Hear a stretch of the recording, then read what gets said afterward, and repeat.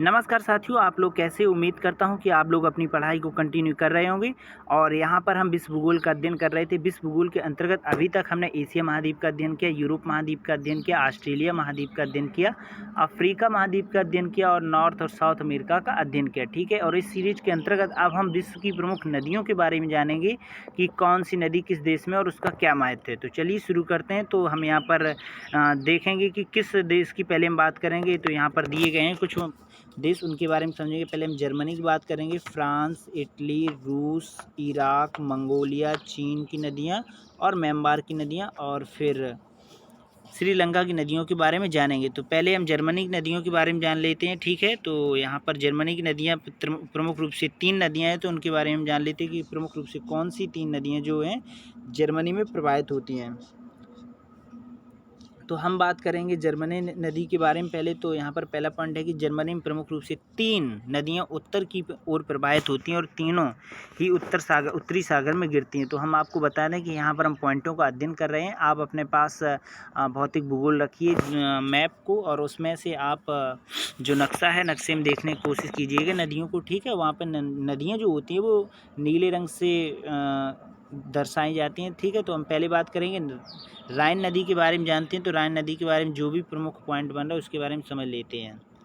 तो यहाँ पर पहला पॉइंट दिया गया है राइन नदी के बारे में, जो जर्मनी में है। ये आपको पहले याद रखना है कि राइन नदी किस देश में है, तो वो राइन नदी जर्मनी में है। तो पहला पॉइंट यहाँ पर लिखा है कि जर्मनी के ब्लैक फॉरेस्ट पर्वत से निकलती है। यानी जो राइन नदी है वो ब्लैक फॉरेस्ट पर्वत से निकलती है और ब्लैक फॉरेस्ट पर्वत पर वासजेस पर्वत के बीच से बहती है और फिर नीदरलैंड में प्रवेश करके उत्तरी सागर में गिर जाती है। जहाँ पर ये नदी नीदरलैंड में उत्तर सागर में प्रवेश करती है और वहाँ पर रॉटरडैम बंदरगाह है, जो कि यूरोप का सबसे बड़ा एवं व्यस्त बंदरगाह है। तो ये भी आपको याद रखना है कि यूरोप का सबसे बड़ा और व्यस्त बंदरगाह की बात करें तो कौन सा है? रॉटरडैम बंदरगाह है। ठीक है, तो ये भी आपको याद रखना है। यहीं से राइन नदी आंतरिक जल परिवहन का भी कार्य करती है। तो ये भी याद रखना है, यानी आंतरिक जल परिवहन भी होता है। तो ये पॉइंट आपको याद रखना है कि राइन नदी के बारे में जाने। तो राइन नदी जर्मनी में बहती है और ये ब्लैक फॉरेस्ट पर्वत से निकलती है और नीदरलैंड में प्रवेश करती है और उत्तरी सागर में गिर जाती है। ठीक है, और ये भी याद रखना है कि जो बंदरगाह है, यूरोप का सबसे बड़ा बंदरगाह है, रॉटरडैम बंदरगाह है, वो इसी नदी पर है। ठीक है, तो ये भी आपको याद रखना है। अगला पॉइंट हम देख लेते हैं राइन नदी के बारे में। तो राइन नदी को कोयला नदी भी कहा जाता है। ठीक है, तो ये भी आपको याद रखना है कि राइन नदी जो आपकी जर्मनी में बहती है वो आपकी कोयला नदी के नाम से भी जानी जाती है। तो तीसरा पॉइंट यहाँ पर राइन नदी के बारे में लिखा है कि राइन नदी की सहायक रूर नदी को बेसिन में कोयले का बड़ा भंडार है। यानी जो राइन नदी की सहायक रूर नदी है उसमें बेसिन का यानी बेसिन में कोयले का बड़ा भंडार है। रूर बेसिन या रूर प्रदेश को जर्मनी का काला प्रदेश और या यूरोप का औद्योगिक हृदय के नाम से भी जाना जाता है। तो ये भी आपको याद रखना है कि जर्मनी का काला प्रदेश पूछा जाए या यूरोप का औद्योगिक हृदय पूछा जाए तो वो रूर बेसिन प्रदेश है। तो ये भी आपको याद रखना है। तो ये राइन नदी के बारे में थे जो जर्मनी में देश में बहती है। ठीक है, अब हम बात करते हैं एल्ब नदी के बारे में। जानते हैं तो एल्ब नदी भी आपकी जर्मनी में है और उसके बारे में देख लेते हैं। यहाँ पर लिखा है, उसके लिए पॉइंट एक ही है पॉइंट कि हैम्बर्ग शहर में इसी नदी के तट पर स्थित है। यानी जो एल्ब नदी है आपकी और हैम्बर्ग शहर जो है वो इसी नदी यानी एल्ब नदी के तट पर है। ठीक है, तो ये पॉइंट क्लियर। अगला पॉइंट हम देख लेते हैं। यहाँ पर अगला पॉइंट है ओडर नदी के बारे में। जानते हैं तो ओडर नदी के बारे में समझ लेते हैं। ओडर नदी से एक ही पॉइंट बन रहा है कि जर्मनी की एक नदी काला सागर में गिरती है। यानी ओडर नदी है जो जर्मनी की एक ही नदी है जो काला सागर में गिरती है। ठीक है, तो ये पॉइंट क्लियर। अगले पॉइंट की हम बारे में बात करें तो अगला पॉइंट यहाँ पर है डैन्यूब नदी है जो भी जर्मनी में बहती है। और डैन्यूब नदी के बारे में हम बात करें तो डैन्यूब नदी का जो एक पहला पॉइंट है कि ये भी ब्लैक फॉरेस्ट से निकलती है तथा यूरोप में 5 राजधानियों से प्रवाहित होती हुई काला सागर में गिरती है। तो ये भी आपको याद रखना है कि डैन्यूब नदी जर्मनी की है। जर्मनी कहाँ है? यूरोप महाद्वीप में है। तो ये भी आपको याद रखना है कि जो डैन्यूब नदी है वो यूरोप महाद्वीप में और किस देश में बहती है? जर्मनी देश में बहती है। ठीक है, तो ये भी आपको याद रखना है। और इसे ये ब्लैक फॉरेस्ट निकलती है और यूरोप की 5 राजधानियों से प्रवाहित होती हुई इस काला सागर में गिरती है। ठीक है, तो ये जर्मनी की प्रमुख नदियों के बारे में हमने अध्ययन किया। अब हम फ्रांस की नदियों के बारे में जानते हैं। फ्रांस में एक ही नदी प्रमुख रूप से है जो उसके बारे में जान लेते हैं फ्रांस की नदी के बारे में। तो यहाँ पर लिखा हुआ है पॉइंट कि सीन नदी, जो फ्रांस की प्रमुख नदी है वो सीन नदी है। फ्रांस की राजधानी पेरिस इसी नदी के किनारे और ये नदी इंग्लिश चैनल में गिरती है। तो ये भी आपको याद रखना है कि फ्रांस की प्रमुख नदी सीन नदी और सीन नदी के ही तट पर फ्रांस की राजधानी पेरिस बसी हुई। ठीक है, तो ये भी आपको याद रखना है और ये नदी इंग्लिश चैनल में गिरती है। तो ये पॉइंट क्लियर। अब हम बात कर रहे हैं इटली के बारे में बात करें तो इटली में प्रमुख रूप से 2 नदियां हैं। तो वो कौन सी 2 नदियां उनके बारे में जान लेते हैं। तो यहाँ हम इटली के बारे में समझ रहे हैं। तो इटली से पहला पॉइंट बन रहा है पो नदी, यानी इटली में पो नदी है। और पो नदी के बारे में जानते हैं तो एल्पस पर्वत से निकलती है तथा इटली के पूर्व में एड्रियाटिक सागर में गिरती है। और पो नदी घाटी मैदानी क्षेत्र है। पो नदी की घाटी मैदानी क्षेत्र है तथा इसे लोम्बार्डी का मैदान कहा जाता है। लोम्बार्डी का मैदान पूरे यूरोप का सबसे अधिक चावल उत्पादन वाला क्षेत्र है। तो ये याद रखना है कि जो पो नदी है और इसका जो लोम्बार्डी का मैदान है क्षेत्र है, यहाँ पर पूरे यूरोप का सबसे अधिक चावल उत्पादन किया जाता है। ठीक है, तो ये भी आपको याद रखना है कि पो नदी किस पर्वत से निकलती है, एल्पस पर्वत से निकलती है। तो ये पॉइंट क्लियर है। अगले पॉइंट के बारे में हम बात करें तो अगला पॉइंट यहाँ पर जो अगली नदी नेक्स्ट नदी है रिवर है, तो उसके बारे में बात करें तो यहाँ पर नेक्स्ट नदी है टाइबर नदी। तो टाइबर नदी के बारे में बात करें तो इटली की राजधानी रोम टाइबर नदी के किनारे बसी हुई। तो ये कई बार कॉम्पिटिटिव एग्जाम में पूछा गया है कि जो इटली की राजधानी रोम है वो किस नदी के किनारे बसी हुई। तो ये आपको याद रखना है, टाइबर नदी के किनारे बसा हुआ है। ठीक है, जो शहर रोम है यानी जो इटली की राजधानी रोम है वो टाइबर नदी किनारे बसा हुआ है। ठीक है, ये पॉइंट क्लियर। अब हम बात कर रहे हैं रूस में जो बहने वाली नदियाँ उनके बारे में जान लेते हैं। तो यहाँ पर पहली जो नदी है यानी यहाँ पर हम देख लेते हैं कि रूस के बारे में बात कर रहे हैं। तो यहाँ पर पहला पॉइंट है कि रूस के यूरोप वाले भाग में 3 प्रमुख नदियाँ हैं। तो वो कौन सी 3 नदियाँ उनके बारे में जान लेते हैं। पहली है वोल्गा नदी। वोल्गा नदी के बारे में हम बात करें तो वोल्गा नदी के बारे में बात करें तो यूरोप की सबसे लंबी नदी यानी यूरोप महाद्वीप की सबसे लंबी नदी की बात करें तो वो वोल्गा नदी है और बोल्गाई पर्वत से निकलती है। तो ये भी आपको याद रखना है किस पर्वत से निकलती है, बोल्गाई पर्वत से निकलती है तथा अंत में कैस्पियन सागर में गिरती है। और वोल्गोग्राद नामक एक प्रमुख शहर इसके किनारे बसा हुआ है। और इस नदी घाटी में तेल पाया जाता है तथा वोल्गोग्राद शहर में तेल शोधन होता है। तो ये भी आपको याद रखना है कि जो वोल्गा नदी है वो रूस में प्रवाहित होती है और ये यूरोप की सबसे लंबी नदी है और बोल्गाई पर्वत से निकलती है और कैस्पियन सागर में गिरती है। ठीक है, और यहाँ पर प्रमुख शहर वोल्गोग्राद शहर है, यहाँ से तेल शोधन किया जाता है। ठीक है, तो जो रूस की अर्थव्यवस्था है वो कहीं ना कहीं जीवाश्म पर निर्भर है, यानी वहाँ के तेल गैस पर ही निर्भर है। ठीक है, वहाँ से निर्यात किया जाता है। यहाँ पर नेक्स्ट पॉइंट है यूराल नदी। यूराल नदी के बारे में जाने तो ये नदी यूराल पर्वत से निकलती है। ठीक है, तो ये आपको याद रखना है कि यूराल नदी यूराल पर्वत से निकलती है। ठीक है, जैसे कि यहाँ पर आपकी वोल्गा नदी है वो बोल्गाई पर्वत से निकलती है, उसी प्रकार यूराल नदी यूराल पर्वत से निकलती तथा कैस्पियन सागर में गिरती है। तो ये भी आपको याद रखना है, यानी वोल्गा नदी भी कैस्पियन सागर में गिरती है और यूराल जो आपकी यूराल नदी है ये भी आपकी कैस्पियन सागर में गिरती है। ठीक है, तो अगली नदी के बारे में जानते हैं जो यूरोप महाद्वीप में है और यूरोप महाद्वीप में रूस में है। ठीक है, तो ये देख लेते हैं जो रूस की तीसरी नदी है वो डॉन नदी है। ठीक है, डॉन नदी के बारे में जानते हैं तो ये नदी रूस से निकल कर काला सागर में गिरती है।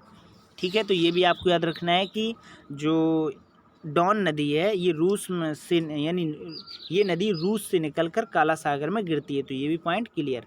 अगले पॉइंट के बारे में हम बात करें तो रूस का वो हिस्सा जो एशिया में आता है साइबेरिया कहलाता है। जो रूस का वह हिस्सा जो एशिया महाद्वीप में आता है उसे साइबेरिया कहते हैं। और यहाँ पर 3 प्रमुख नदियाँ ओब, येनेसी, लीना बहती हैं और ये तीनों नदियाँ आर्कटिक महासागर में गिरती हैं। ठीक है, तो ये भी आपको याद रखना है कि जो रूस का हिस्सा जो एशिया महाद्वीप में आता है उसे साइबेरिया कहते हैं। साइबेरिया में 3 नदी ओब, मैनेसी और लीना बहती हैं और ये तीनों नदियाँ आर्कटिक महासागर में गिरती हैं। ठीक है, ये पॉइंट क्लियर। अगले पॉइंट के बारे में हम बात कर रहे हैं तो अगला पॉइंट यहाँ पर लिखा हुआ है कि काला सागर में दो नदियाँ गिरती हैं, डेन्यूब जिसे जर्मनी में और डॉन रूस हैं। यानी हम बात करें काला सागर में नदियाँ गिरने वाली, तो काला सागर में डेन्यूब और डॉन दोनों ही नदियाँ काला सागर में गिरती हैं। और अगले पॉइंट के बारे में बात करें तो अगला पॉइंट यहाँ पर लिखा है कि कैस्पियन सागर में, कैस्पियन सागर है, नाम सागर है लेकिन वो एक बड़ी झील है। यानी सबसे बड़ी झील कौन सी है? कैस्पियन सागर झील है। ठीक है, ये आपको याद रखना है। कैस्पियन सागर में दो नदियाँ गिरती हैं, वो कौन सी? वोल्गा जो यूरोप की सबसे लंबी नदी है, और यूराल नदी। ठीक है, तो दोनों आपको याद रखना है कि काला सागर की बात करें तो डेन्यूब और डॉन नदी गिरती हैं काला सागर में, जबकि कैस्पियन सागर की बात करें तो कैस्पियन सागर में दो नदियाँ गिरती हैं, वोल्गा जो यूरोप की सबसे लंबी नदी है, और यूराल नदी। ठीक है, ये याद रखना है। अब हम बात करें इराक के बारे में बात करें तो इराक में एक ही नदी बहती है, वो है तिग्रीस नदी। ठीक है, तिग्रीस नदी के बारे में जानते हो। इराक की राजधानी बगदाद तिग्रीस नदी के तट पर स्थित है, तो ये आपको याद रखना है। जैसे भारत की राजधानी दिल्ली यमुना नदी के तट पर स्थित है, उसी प्रकार से इराक की राजधानी बगदाद किस नदी के तट पर स्थित? तिग्रीस नदी के तट पर स्थित। ठीक है, तो ये पॉइंट क्लियर। अब हम बात कर रहे हैं मंगोलिया देश के बारे में जान लेते हो। तो मंगोलिया देश से जो भी पॉइंट बन रहे हैं उसके बारे में देखते हैं। मंगोलिया में एक ही राजधानी है, जो एक ही नदी है उसके बारे में जान लेते हैं। तो यहाँ पर आमूर नदी है। आमूर नदी मंगोलिया से निकलती है तथा रूस चीन का बॉर्डर बनाते हुए आगे बढ़ती है। तो ये भी आपको याद रखना है कि रूस और चीन का, यानी जो आपकी चीन है और ये आपका यूरोप महाद्वीप है। ठीक है, यूरोप महाद्वीप में जो रूस है, रूस के बीच में जो आपका यहाँ पर मंगोलिया देश है, और मंगोलिया देश से निकलती हुई, और ये आपकी रूस और चीन की सीमा है, तो यहाँ से बहती हुई और आगे बढ़ जाती है। ठीक है, तो ये आपको याद रखना है। अब हम बारे में बात करें चीन की नदियाँ। चीन की नदियों के बारे में समझ लेते हैं कि चीन की नदियाँ कौन कौन सी, उसके बारे में जानते हैं। तो यहाँ पर पहली नदी है हांगो नदी।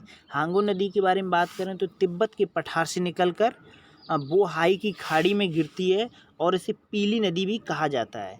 अब पीले नदी क्यों कहा जाता है इसका? क्योंकि ये लोएस के मैदान से होकर गुजरती है, और यहाँ पर पीली मिट्टी पाई जाती है, इसलिए इसे पीली नदी कहा जाता है। ठीक है, तो ये याद रखना है कि हम चीन की नदियों के बारे में बात करें तो जो चीन की नदियाँ हैं उसमें पहली नदी थी हांगो नदी। हांगो नदी किस पठार से निकलती है? तिब्बत के पठार से निकलती है, और बोहाई की खाड़ी में गिरती है, और इसे पीली नदी भी कहा जाता है क्योंकि यहाँ पर लोएस के मैदान से होकर गुजरती है, और यहाँ पर पीली मिट्टी पाई जाती है। ठीक है, तो ये आपको याद रखना है। अगला पॉइंट हम देख लेते हैं यांगत्सी नदी। ठीक है, यांगत्सी नदी के बारे में बात करें तो तिब्बत के पठार से निकलती है, यानी जो हांगो नदी है वो भी आपकी तिब्बत के पठार से निकलती है, और यांगत्सी नदी है वो भी तिब्बत के पठार से निकलती है। और चीन के पूर्व में आप अपने मैप में देखने की कोशिश कीजिएगा कि कौन सी नदी कहाँ पर है, और किस देश का सीमा बना रही है, किस देश में बह रही है, इसके तट पर कौन सी प्रमुख शहर बसी हुई है। ठीक है, तो यहाँ पर हम पॉइंटों का अध्ययन कर रहे हैं, और आप अपने मैप में देखने की कोशिश कीजिएगा। ठीक है, तो हम देख लेते हैं कि तिब्बत के पठार से निकलती है और चीन की पूर्व में पीला सागर में गिर जाती है। यांगत्सी नदी एशिया की सबसे लंबी नदी है, तो ये भी आपको याद रखना है कि एशिया की पूछी जाए सबसे लंबी नदी तो वो यांगत्सी नदी है, जो चीन में प्रवाहित होती है और तिब्बत के पठार से निकलती है। ठीक है, ये पॉइंट क्लियर है। अगले पॉइंट के बारे में हम बात करें तो अगला पॉइंट है कि मिकांग नदी के बारे में जान लेते हैं। तो तिब्बत के पठार से निकलती है, यानी चीन में जो भी नदियाँ हैं वो सभी तिब्बत के पठार से निकलती हैं। तो ये तो आप समझ ही गए होंगे, यानी उनका जो उद्गम है वो तिब्बत का पठार है। तो यहाँ पर लिखा है कि दक्षिण पूर्व एशिया के 5 देश, जो दक्षिण पूर्व एशिया के 5 देश हैं, तिब्बत के पठार से निकलकर इन्हीं देशों में प्रवाहित होती। कौन सी? Myanmar, Thailand, Laos, Cambodia, Vietnam से होकर बहती है, और इस नदी को दक्षिण पूर्वी एशिया की गंगा भी कहा जाता है। तो ये भी आपको याद रखना है कि दक्षिण पूर्वी एशिया के देश कौन से हैं? Myanmar, Thailand, Laos, Cambodia, Vietnam, और इसीलिए इसे दक्षिण पूर्वी एशिया की गंगा कहा जाता है। अंततः दक्षिण चीन सागर में गिर जाती है, यानी जो मिकांग नदी है, मिकांग नदी 5 देशों से होकर प्रवाहित होती है। ठीक है, Myanmar, Thailand, Laos, Cambodia, Vietnam और तिब्बत के पठार से निकलती है, और अंत में दक्षिण चीन सागर में गिर जाती है। ये पॉइंट क्लियर। अगले पॉइंट के बारे में हम बात करें तो अगला पॉइंट यहाँ पर लिखा हुआ है। अगले पॉइंट के बारे में बात करें तो यहाँ पर लिखा हुआ है सालवीन नदी, जो तिब्बत के पठार से निकलती है चीन, और उसके बाद म्यांमार में आती है, अंततः मर्तवान की खाड़ी में गिरती है। तो ये भी आपको याद रखना है कि किस खाड़ी में गिरती है, मर्तवान की खाड़ी में। कौन सी नदी? साल्वीन नदी गिरती है, ठीक है। और जो म्यांमार की नदियों के बारे में जान लेते हैं कि म्यांमार में कौन कौन सी नदियाँ हैं, तो उसके बारे में समझ लेते हैं। तो यहाँ पर एक ही नदी है म्यांमार में, वो है इरावदी नदी।